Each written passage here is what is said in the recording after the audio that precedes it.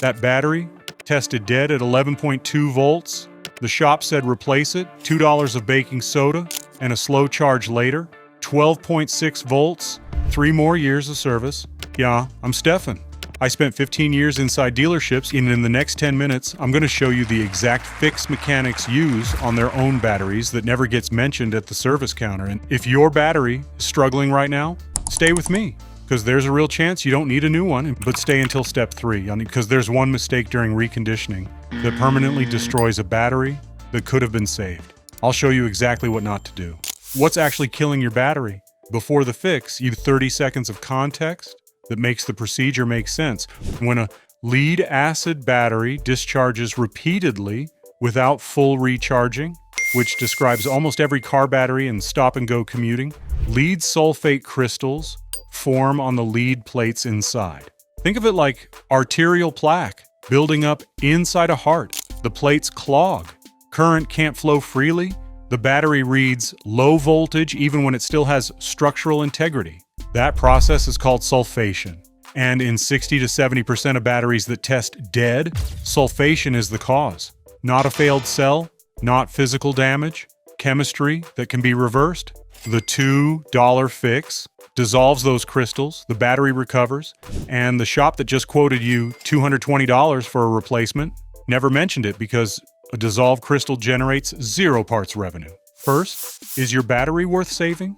Not every battery can be reconditioned. Here's how to know before you spend a single minute on the procedure.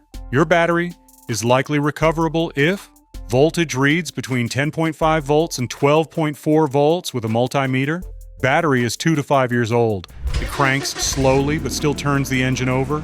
It fails after sitting overnight but recovers after a drive. No visible cracks, swelling, or leaking on the case. Replace it, don't recondition it. If voltage reads below 10.5 volts and won't hold a charge after 24 hours, a battery is over 6 years old and you see physical swelling, bulging sides, or visible cracks.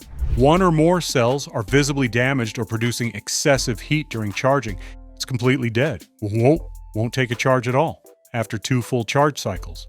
A $15 battery load tester from AutoZone gives you a definitive answer in 30 seconds. If you're unsure after checking voltage, run the load test. It measures how the battery performs under actual starting conditions, not just resting voltage. If your battery passes the recoverable criteria, here's the procedure. The $2 fix, you want to step by step. Gloves on, outdoors, or in a ventilated garage. Battery acid is no joke. Respect it, and this is completely safe. Step 1, clean the terminals. Mix 1 tablespoon of baking soda with 1 cup of warm water. Apply to the terminals with an old toothbrush. The corrosion dissolves immediately. You'll see it fizz. Rinse with clean water, dry completely. Terminal corrosion alone adds enough resistance to cause slow cranking and failed load tests. I've seen batteries that tested borderline dead pass a full load test after terminal cleaning alone. 2 minutes, $0. Step 2, the reconditioning solution. Standard flooded lead acid batteries, which cover most vehicles built before 2015 and many after, have removable cell caps on top. Pry them off with a flat screwdriver. Check the electrolyte level in each cell. Cells should be filled to the indicator line, about a 1/4 inch above the plates. If a cell is low, top it off with distilled water only, never tap water. The minerals in tap water contaminate the electrolyte and accelerate plate damage. Now add the reconditioning solution. 1/2 teaspoon of baking soda per cell gently. No stirring. Replace the caps loosely. Don't seal them during the reconditioning charge. The baking soda reacts with the sulfuric acid and the sulfate crystals on the plates, gradually breaking them down and restoring plate surface area. This is the $2 fix. 1 box of baking soda from any grocery store. Step 3, the slow charge. Here's the mistake. Connect a battery charger set to the lowest amperage available, 1 to 2 amps. Never fast charge during reconditioning. This is the mistake that destroys recoverable batteries. A fast charge, 10 amps or higher, generates heat inside the battery cells during reconditioning. Heat warps the lead plates. A battery with already compromised plates cannot survive the thermal stress of a fast charge during this process. You go from a recoverable battery to a permanently damaged one in under an hour. 2 amps minimum 24 hours, ideally 36 to 48 hours for a deeply sulfated battery. After the charge, check voltage again. A successfully reconditioned battery should read 12.4 to 12.7 volts at rest. Run the load test again. If it passes, you're done. Replace the cell caps fully, clean the terminals one more time, reinstall. If it still fails the load test, after a full 48-hour slow charge, the battery has reached the end of its recoverable life. Replace it now with confidence, knowing you gave it every chance first. How old is the battery in your car right now? If you don't know, that's your answer. Drop your make, model, and the last time you replaced it below. If it's over 3 years old and you live somewhere cold, stay with me. What's coming next might save you $200 this winter. This channel drops new videos every Wednesday and Sunday. Each one covers something the industry profits from you not knowing. Subscribe and hit the bell, because the next one might be the most expensive mistake you haven't made yet. Why $220 for something that costs $2? Here's what the service flow looks like from the inside. A customer comes in with a slow cranking complaint. Advisor runs a battery test. Most shops use a conductance tester that gives a pass/fail result in 30 seconds. Battery fails. Advisor recommends replacement. Customer says yes. Technician swaps the battery in 15 minutes. Invoice $150 to $250 depending on the group size and brand.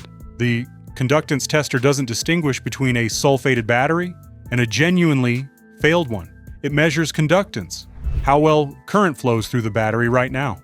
A sulfated battery conducts poorly, it fails the test. The test doesn't ask why it's conducting poorly. Nobody in that workflow is incentivized to ask why. The replacement generates $80 to $120 in parts margin. The reconditioning generates nothing, so the question never gets asked.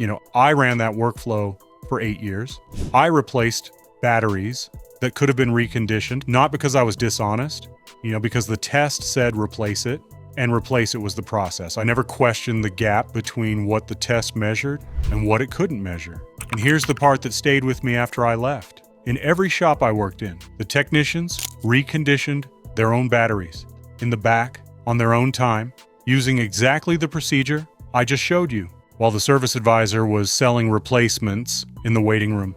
2 practices, same building. I watched that for years without ever connecting the dots. The information existed 6 feet away from every customer who paid for a replacement they might not have needed. That's the gap this channel exists to close. Here's the number that puts this in perspective. The average car battery lasts 3 to 5 years. In cold climates, Minnesota, Wisconsin, Michigan, upstate New York, battery failure rates spike 60% in the first cold snap of winter. In warm climates, Arizona, Texas, Florida, heat accelerates plate degradation, and batteries often fail earlier than the 3-year mark.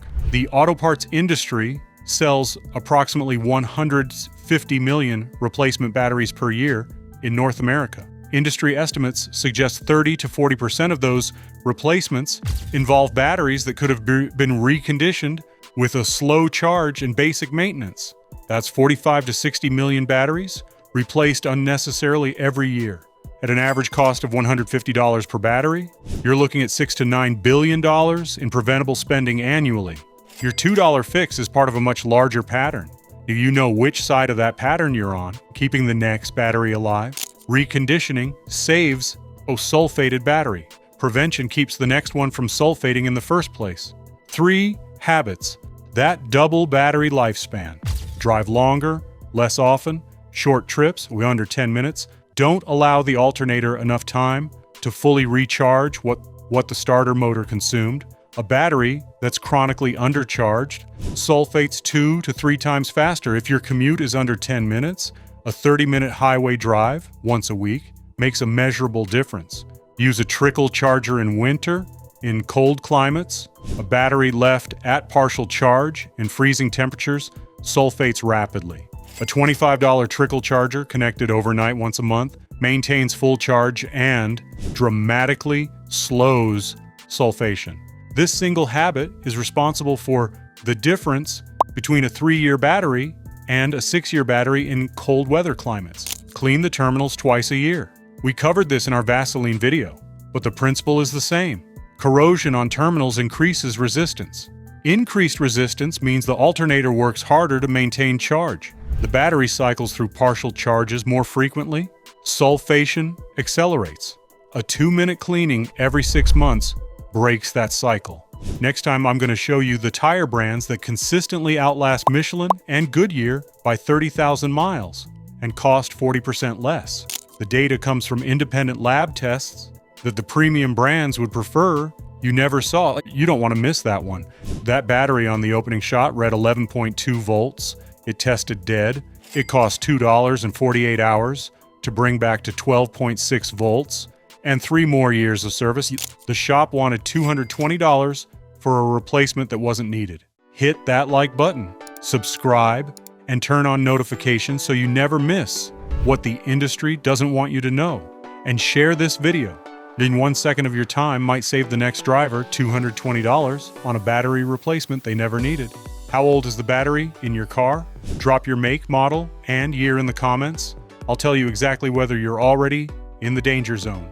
I'll see you in the next one.